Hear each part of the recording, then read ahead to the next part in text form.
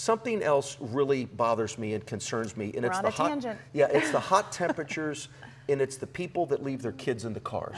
Oh, So this morning I was talking to some friends. They're like, "Come on, Pete, it doesn't heat up that quickly in a car." Yes, it does. And I said, "That's bull." You I use probably said the 8 word. letter word. Yeah, because it's appropriate at certain times with certain people. But let me show you this. So I want you to look at these high temperatures today. Now, officially at DFW, we hit 101, okay? Look at Wiley, 100. Greenville hit 100. Terrell, 101.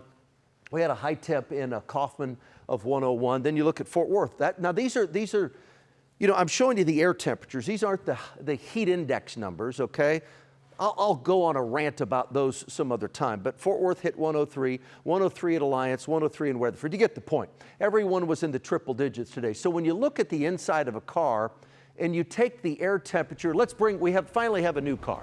Let's bring the car in the studio. When you take a look at the high temp today, which officially was 101, yesterday 100, today 101, in less than 5 minutes, the inside of that car is 112 degrees. In 10 minutes, it's 121.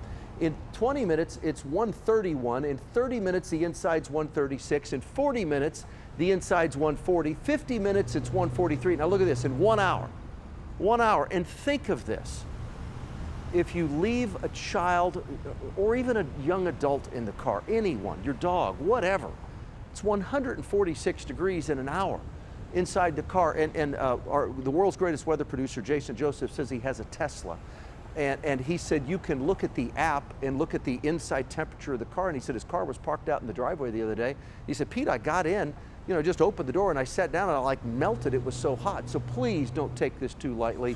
Please keep an eye on those little ones. We've had the heat advisories. Right now we don't have one for tomorrow, but we do have more triple digits tomorrow. So please keep an eye on those little ones. And I know we're all busy, but you're never too busy to take care of those little ones. Okay, outside right now, there we are. Nothing more than a couple of clouds out there at this point. We'll keep a few clouds around as we head through tonight. I do have a little rain tomorrow. 10%. Watch this. Here comes a weak cold front.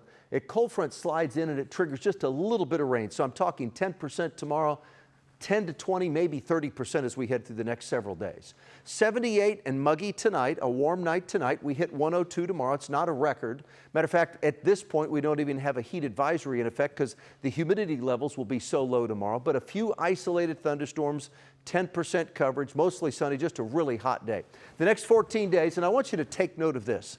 The normal high over the next 14 days is 97. We're above that tomorrow, and then we're below that Friday, Saturday, Sunday, Monday, Tuesday, and Wednesday with low rain chances, 10 to 30% Thursday, Friday, Saturday, Sunday, and Monday. Now look at the final 7 of the 14 days. Remember, 97 is a normal high. Thursday, Friday, Saturday of next week, we're at or a degree above normal. And then after that, the final 4 of those 14 days were cooler than normal.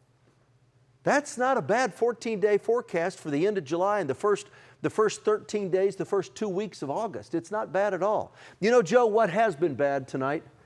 I'm surrounded by Cynthia and Teresa. They're talking about dress sizes, dress manufacturers, makeup, hairspray. I need a man in the studio, Joe. Where you been at?